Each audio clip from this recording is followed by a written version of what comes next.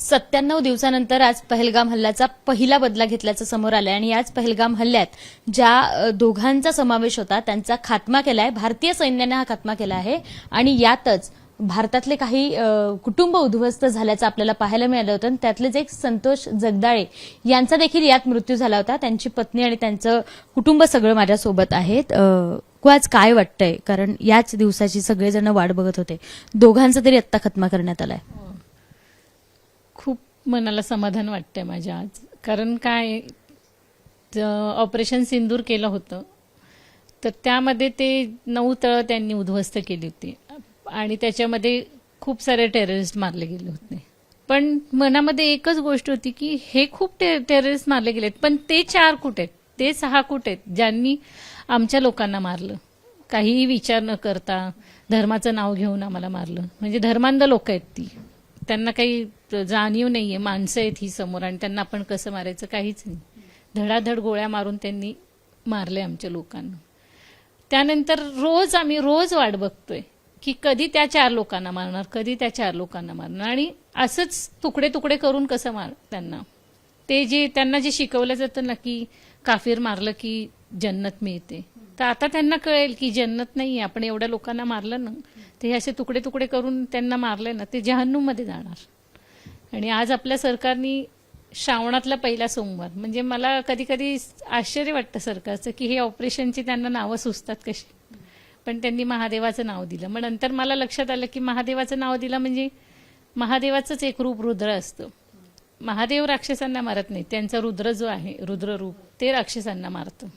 तर त्या रूपासाठीच त्यांनी ते नाव दिलं असेल आणि त्या रुद्रानेच ह्या राक्षसांना मारलं असेल. म्हणजे आपली मिलिटरी तरी रुद्रच आहे ना, एवढ्या हजारो लाखो त्या दहशतवाद्यांना, त्या आपल्या दुश्मनांना किंवा यांना मारतच असते. म्हणजे त्यामुळे त्यांनी ते ऑपरेशन नाव दिलं असेल. मी आपल्या आर्मीची आणि आपल्या सरकारची खूप आभारी आहे की त्यांनी हे ऑपरेशन केलं. पण माझी अशी इच्छा आहे की जोपर्यंत ते शेवटचे सगळे दहशतवादी तिथे ज्यांनी तो हल्ला केला, ते 6 जण, त्यातले अजून 3 जण ते बाकी आहेत, तर त्यांना जोपर्यंत ते मारत नाही तोपर्यंत जे आंतरिक समाधान असतं ना, ते मला मिळणार नाहीये. 97 दिवसानंतर हा दिवस, मागचे 97 दिवस कसे होते? कारण प्रत्येक दिवस हा फोटो जो आपण बघतोय, तो फोटो दिसतोय, तुम्हाला आठवणी आहेत? आठवणी म्हणजे मी तिथेच आहे, अजून तिथेच आहे. आणि तो जो माझ्या डोक्यात शब्द बसलाय ना, तो त्यांनी बोललेला, आणि मी ते आहो आहो करत होते. कोणता शब्द होता तो? त्यांनी तर आम्हाला धर्म विचारून मारलं ना, कलमा पडो, आजान पडो आणि मोदी को जाके बोलू. त्यानंतर मी जे त्यांच्या शेजारी जाऊन आहो श्वास घ्या ना, आहो उठा ना, आहो उठा ना, आणि ते जे पडलेत निश्चित, आणि तो गणबटेंचे 3 श्वास, तेच डोक्यात येत अजून. रात्री उठल्यानंतर कधी जाग आली ना मला, एकतर आम्ही झोपतच नाही, आणि जागे असलं ना मला ते बॉक्समधले आणि ते विद्युत दाहिनीत टाकणारे तेच फक्त दिसतात. आमच्या इतक्या 28 वर्षाचा संसार आहे माझा, इतक्या करोडो आठवणी आहेत आमच्या दोघांच्या. मला ते इथे बसलेले ते कुठून तरी येतील, आवाज देतील, हिला बबडू म्हणतील, अगं तुझं झालंय का, डबा झालाय का, चहा झालाय का. पण आता आम्ही ह्या 3 महिन्यात काहीच ऐकलेलं नाही ग. त्यांची गाडी बाहेरच आहे, काहीच नाही. म्हणजे त्यांचे कपडे तसेच आहेत, सगळे लोक आहेत पण तेच नाही आहेत. सगळं शांत झालंय, उद्ध्वस्त झालंय, उद्ध्वस्त, शांत नाही, उद्ध्वस्त झालंय. आम्ही दोघी जणी मनातनं खचलोय. आता आम्हाला ट्रीटमेंट चालू केली आहे की झोपण्यासाठी, मेंटल रिलीफसाठी. पण मला वाटत नाही जगातलं कुठलंच औषध मला रिलीफ देईल, कारण माझा नवराच नाही आहे ग माझ्याजवळ. हिच्यासाठी, आनंदासाठी कुठलाही, तिचं आता ती परीक्षा पास झाली होती, ते सेलिब्रेशन करण्यासाठी नाही, छोट्या छोट्या गोष्टींमध्ये हसवणारं नाहीये. तर माझ्या घरातलं महत्वाचं माणूसच गेलाय ग. आम्ही तिथेच आहे अजून. त्या 22 एप्रिल काळा दिवस तो आमच्यासाठी. काश्मीर आपण म्हणतो ना स्वर्ग वगैरे, तसलं काही नाही, तो नरकच आहे मी तर म्हणेल. कारण आमची माणसं गेली ना, ती लोकांना त्यात सगळ्यात अतिशय सामान्य, म्हणजे जे कोणाच्या आध्यात मध्यात नव्हते, आपल्या फॅमिलीला घेऊन स्वर्ग आहे स्वर्ग आहे असं म्हणून जो दाखवायला गेले होते, पण तिथल्या आठवणीच घाणेरड्या आहेत आमच्यासाठी आयुष्यभरासाठी. आणि आम्ही आयुष्यभरासाठी एकट्या झालो, आमच्या डोक्यावरचं छत्रच गेलं. आम्ही कशा राहतो आम्हालाच माहिती. त्यातल्या जात नाहीये की मी रडत नाहीये. माझी ही मैत्रीण, हा तिचा भाऊ, मावशीचा मुलगा, आम्हाला सांभाळायला रोज येतात, रोज रोज. तर लोकसभेत एकीकडे चर्चा सुरू होती आणि दुसरीकडे ऑपरेशन महादेव हे सगळं आहे ते राबवलं. आत्ता काय वाटतंय नेमकं? इथून पुढे पण 3 जण अजूनही फिरतायत आणि अनेक दहशतवादी अजूनही भारतात असू देत किंवा भारताच्या बाहेर फिरताना दिसतात. ते फिरतायत म्हणजे आपण सेफ नाहीये, हे तर महत्वाचं. कारण ते मरण्यासाठीच आलेले, त्यांना मरणाचं दुःख नाहीये. त्यांचे तुम्ही तुकडे करा, नाहीतर तुम्ही काही करा, पण आपल्याला त्यांना लवकरात लवकर पकडणं खूप गरजेचं आहे, कारण बाकीच्या लोकांच्या सेफ्टीसाठी. तर आता जर सरकारने ते ऑपरेशन महादेव सुरू केलंय ना, तर मला असं वाटतं की सरकारने हे पूर्णतः त्याची पाळंमुळं खोदून त्यांना संपवावंच. अजूनही कुठे कुठे त्यांना ते ट्रेनिंग दिलं जातं ना, ते अजूनही उद्ध्वस्त करावेत कुठे कुठे आहेत ते. आपला लढा त्यांचा सामान्यांशी नाहीये, दहशतवादाशी. हे तर बाकीच्या लोकांनी समजून घेतलं पाहिजे, पाकिस्ताननी किंवा कोणी, की ती लोक तिथे, तो जो मुस्लिम दरवाजाच्या इथे पडला होता त्या पहलगामच्या इथे, तर तो मुस्लिम होता. त्यांना हेही कळलं पाहिजे की हे टेररिस्ट कोणाचेच नाहीयेत, वेळ आलं तर ते त्यांनाही मारणार. तर त्यासाठी आपलं सरकार जर महादेव ऑपरेशन राबवतंय आणि टेररिस्ट जर संपवायला बघताय ना, तर सगळ्यांनी मिळून त्यांना मदत केली पाहिजे, सगळ्या राष्ट्रांनी मिळून. मागचे काही दिवस तुम्हाला ट्रोल पण करण्यात आल्याचं तुम्ही सांगितलं होतं. काय काय नेमकं घडलं? ट्रोल करण्यात आलं म्हणजे सरकारने जी मदत जाहीर केली, लोकांना असं वाटतं की हे घर आहे आमचं, एवढं चांगलं घर तर आहे, ह्यांना काय गरज आहे पैशाची. लोकांनी आम्हाला मदत केलेली नाहीये. 28 वर्ष मी 1-1 रुपया जमा करून माझं घर उभं केलंय. आजूबाजूच्या लोकांनी किंवा नातेवाईकांनी आम्हाला मदत नाही केलेली. माझ्या नवऱ्यानी मी कष्ट करून हे उभं केलेलं आहे, माझ्या सासू सासऱ्यांनी. तर लोकांनी आम्हाला ट्रोल केलं, ह्यांना काय पैसे तर मिळालेत, मग ह्यांना काय गरज आहे. अरे पैशाने माणूस नाही विकत घेतायत. मी सरकारला म्हटलं ना, तुम्ही पैसे दिलेत त्याच्या डबल मी देते, माझं माणूस मला घरात द्या, मला तुमच्या 1 रुपयाची गरज नाही. आम्ही आधीही कष्ट करत होतो, आम्ही आताही कष्ट करू, पण मला माझं माणूस आणून द्या. मी अजिबात तुमच्याकडे भीक मागायला आलेले नव्हते. आम्ही आमचं कष्ट करून, माझ्या नवऱ्याने आम्हाला ट्रिपला न्यायचं म्हणून 1.5 वर्ष खूप काम केलंय, कारण हिची इच्छा आणि माझी इच्छा पूर्ण करण्यासाठी. पण ती इच्छा आमची पूर्ण नाही झाली. राजकारणामध्ये आम्ही भरडलं गेलो. खरं आहे ना, राजकारणातच भरडलं गेलो ना आम्ही. ह्या राजकारणापायी तर आमचा जीव गेला, माझ्या माणसाचा जीव गेला. ते एकटेच नाही मिळेत, माझी दोन्ही फॅमिली, माझ्या आईकडची, माझ्या सासरकडची रोज रडतायत. आता माझ्या आईला ऍडमिट करायची वेळ आली होती, कारण तिला टेन्शन आहे की आम्ही दोघीच लेडी आणि घरात कोणीच जेंट्स नाही आमच्या. म्हणजे आम्ही पुढचं कसं करायचं. लोकांना वाटतं की अरे 50 लाख रुपये दिले, 50 लाखात आयुष्य नाही निघत. माझं माणूस असता तर त्यांनी करोडो रुपये कमवले असते. मला तुमच्या पैशाची गरज नव्हती. मी देते ना, द्या तुम्ही आणून माझं, मी आताही तयार आहे. लोकांनी आम्हाला खूप ट्रोल केलं. आमची मनस्थिती तर समजून नाही घेतली की ह्या कशा जगतायत, कशा राहतायत. मी आजारी आहे, किती वर्ष झालं, मला खूप आजार आहेत काय काय. माझा नवरा माझं सगळं पाहत होता. आता माझ्याकडे माणूसच नाहीये. माझं घरात लाखो करोडो आठवणी आहेत. आम्ही कसं जगतं माहित नाहीये कोणाला.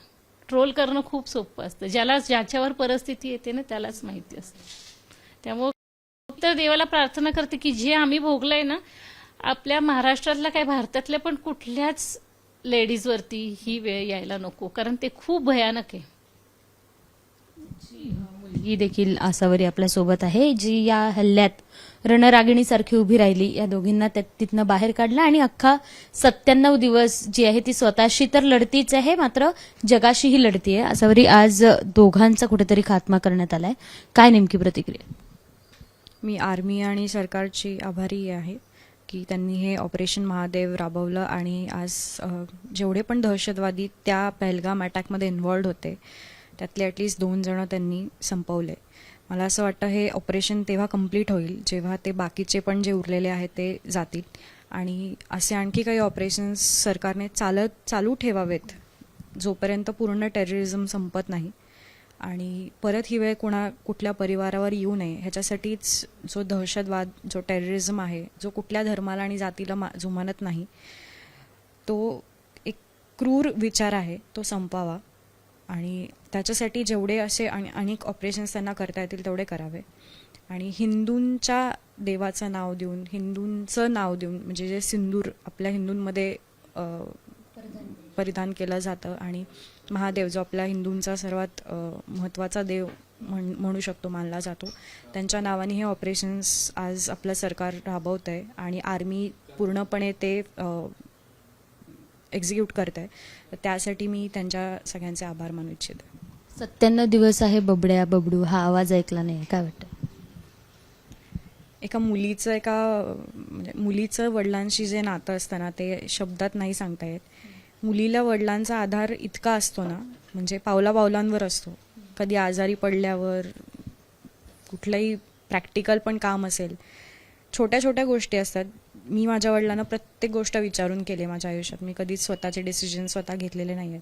आज कुठलाही छोटा पण निर्णय घ्यायचा असतो ना, तर तेव्हा माझं पहिलं लक्ष त्या फोटोकडे जातं की पप्पा तुम्ही नाही आहात तर कसं करायचं आहे मी हे सगळं मॅनेज.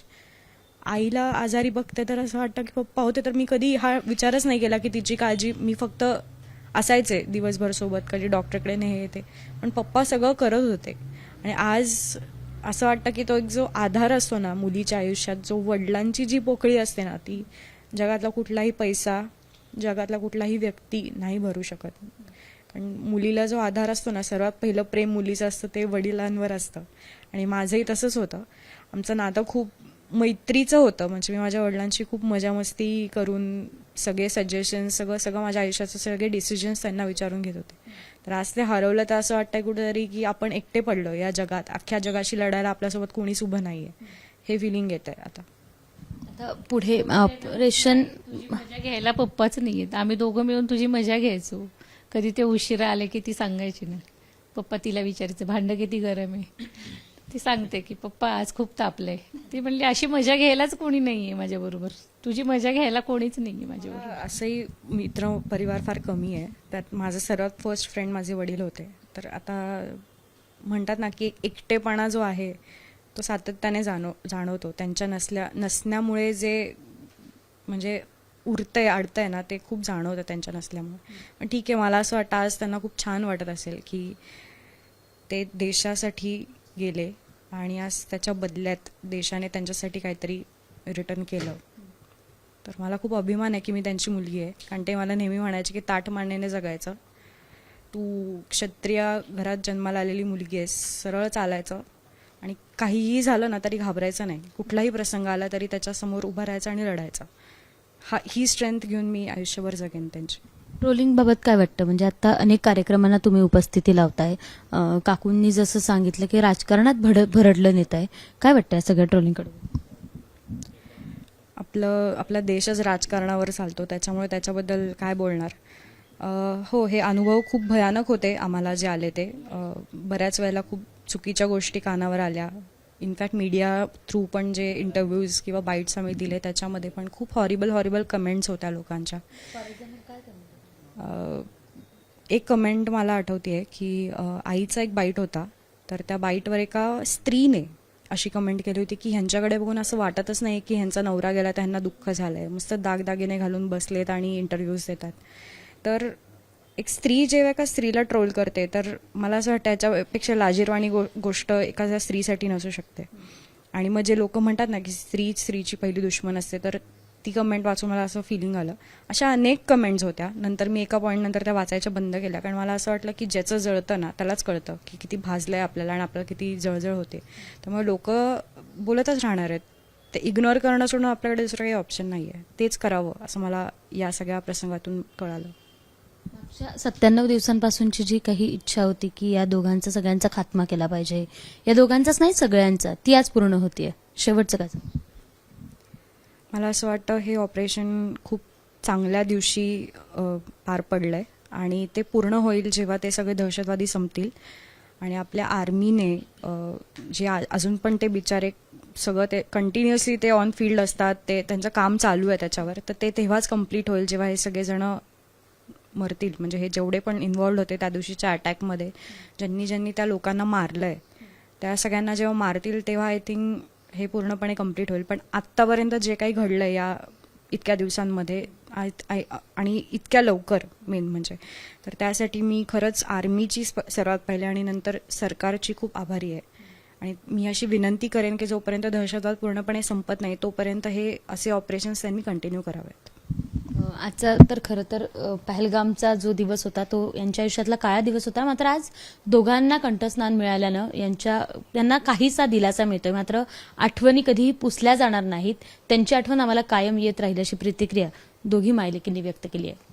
कॅमेरामन विजय राऊतसह शिवानी पांढरे, एबीपी माझा, पुणे. एबीपी माझा, उघडा डोळे बघा नीट.